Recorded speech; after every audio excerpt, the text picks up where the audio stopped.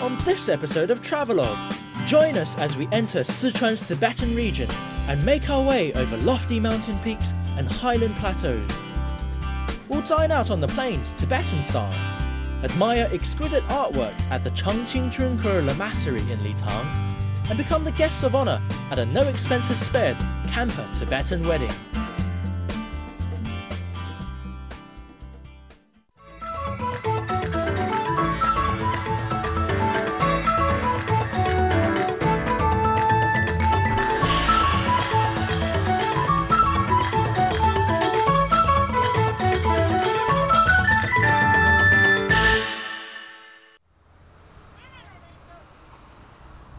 So we've just left Yajiang and now must drive through Erlong Mountain in order to reach the Ganzi Tibetan Autonomous Prefecture, where our next destination lies. Luckily for us, we won't have to climb over Erlong's freezing peaks like these tea porters had to do in the old days. And once we reach the other side, the weather will turn from warm and wet to cold with intense sunshine. As for the next leg of our journey, we'll enter Kangding, the capital city of Ganzi Prefecture, pass by Xinduqiao, also known as the photographer's paradise, and finally arrive in Litang, one of the highest towns in the world. This is the road we're going to take. Let's get going. The journey from Yajiang to Kangding used to take nearly 20 days to complete back on the Otian horse trail. Thankfully, we now have the Erlong Mountain Pass, which allows us to traverse through the mountain as opposed to over it. At more than 4 kilometers long, the pass connects 2 different climate zones, so by the time we'd reached Ganzi Prefecture on the other side, it was already nighttime and markedly colder than it was in Yajiang.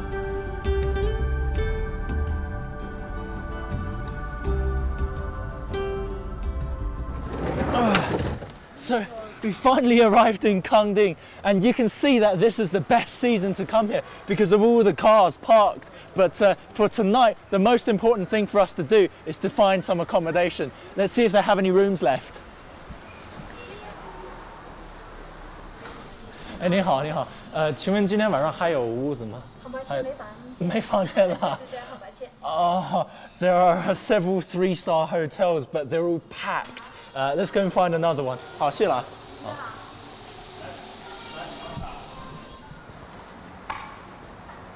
请问今天晚上还有房间吗？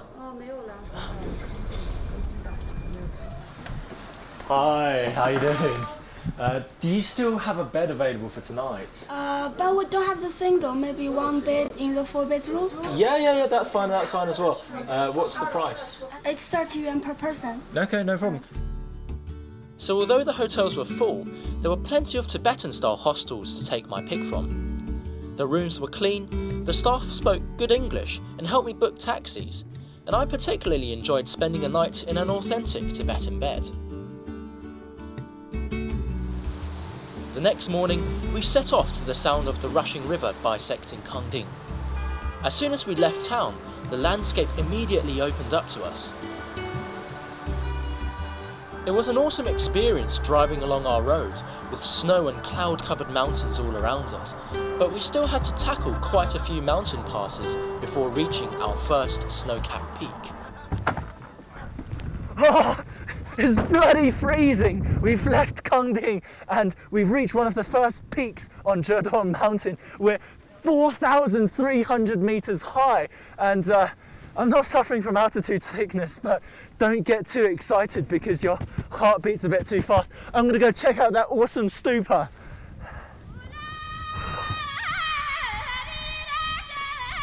Having reached Zhedong Mountain, we've now entered the historic region of Kham. It's one of the 3 ancient provinces of Tibet, with the other 2 being Amdo and Weitang. Once we'd frozen our socks off on Zhedong Mountain, it was a relatively short drive to Xinduqiao, our next, slightly lower altitude destination. You'll know you've arrived when you see the landscape around you transform into endless rolling pastures dotted with horses and rustic Tibetan dwellings. And in October, when the leaves fall, the plains are carpeted in a dance of colours.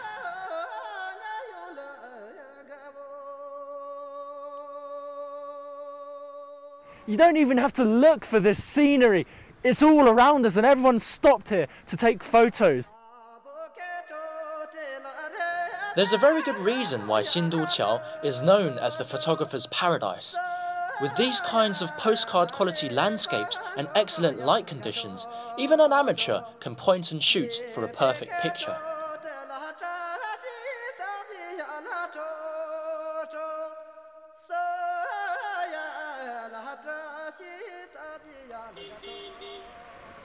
Honestly though, after taking so many photos of livestock grazing on the pastures, I did start to feel a bit peckish.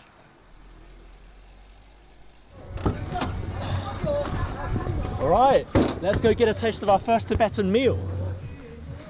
It's very common in Tibetan culture to have your meal out on the plains. So, with the surroundings as inviting as they were, I was quite eager to try this traditional way of dining out.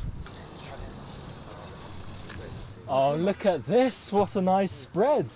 My first meal in a Tibetan plateau, and we're sitting here under the tent, under the lovely sky, and this is all typical Tibetan food. 这些是什么东西啊？这些都是大家咱们一块儿都是一般都吃的哈。对对对。啊，这是我们的牦牛肉，牦牛肉，然后这是土豆。Also on the menu were yak buns and dumplings, but my personal favourite was a dry Tibetan cheese that tasted great with sugar. All of this was washed down with either butter tea or qingke wine made from barley.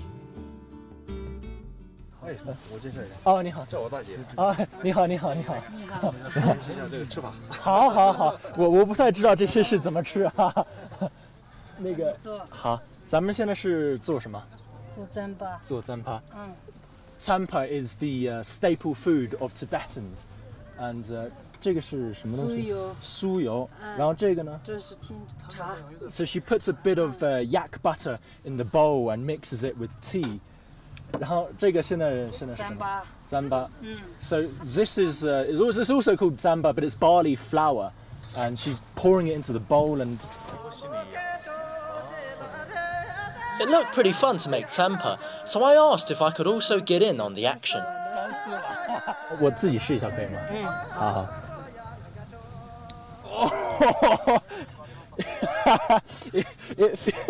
It feels weird. It's kind of like kneading warm mud. 现在可以吃啊？怎么吃啊？这是这样的，这样的就是。Let's give it a try. 好吃吗？特别好吃。I can't explain it. It's kind of like cookie dough, a bit like a wheat biscuit, but it's really, really, really nice. It sticks to your teeth as well. 好，谢谢了，谢谢，特别好吃。With our stomachs full and fingers smelling like tsampa, we headed into town, where I was pleasantly surprised to find other foreigners. Hey guys, hey, how you doing? We're from CCTV-9. We're a English travel program. Okay. We saw you guys and we had to stop our car to come out and say hello. Okay, sure. How are you? How are you guys finding Xinduqiao? Because we have to change buses to go to Dagong. Oh, okay. You're going to Dagong. So where are you going to afterwards? So, do you know about Shangri-La? Are you guys here to search for Shangri-La as well? Yeah, we can. Yeah. You've been there already. How was it?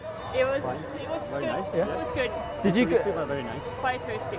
Okay. Was it in Yunnan? Was it Zhongdian or was it Yajiang in Daocheng? Yajiang. Yeah. Brilliant. That's where we're going as well, and that should be. I've heard that it's incredible there, and it's meant to be quite unspoiled. Nice. Yeah, but you have to go to Daocheng. Have to go to Daocheng. That is very unspoiled. Definitely. All right, brilliant. We'll head back on our way then. Okay, sure. All right, have a great day, guys. Cheers. Bye. Although we were spending a lot of time on the road, and sometimes quite perilous ones at that, the scenery was well worth it. From morning to evening, the view outside of the car window was constantly changing, so I was careful not to doze off and miss some spectacular sights.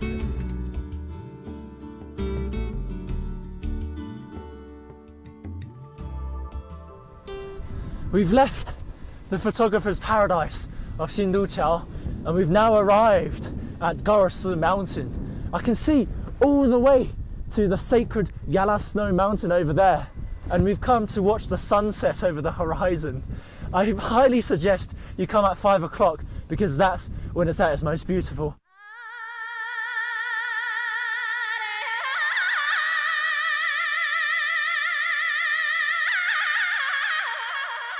I would have loved to have stayed for the sunset, but we had to rush off to the next town before it got too late. See you guys in Yajiang. 好，师傅，走。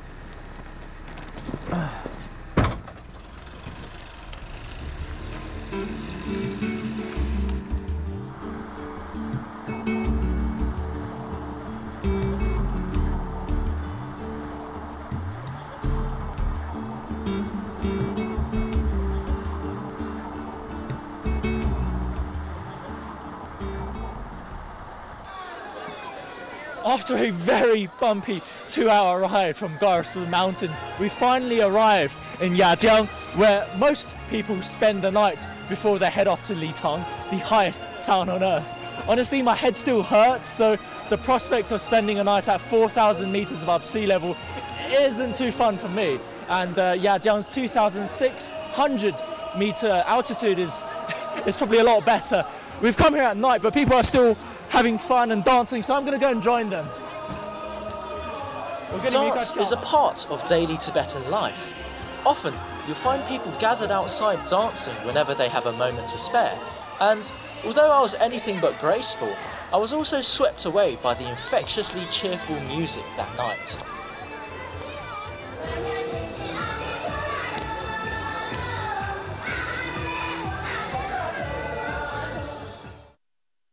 Right, I'm well rested, my headache's gone, and everyone's getting ready to leave for Litang. Unfortunately, we didn't have enough time to really check out Yajiang, but I've been told its surroundings offer some great trekking opportunities.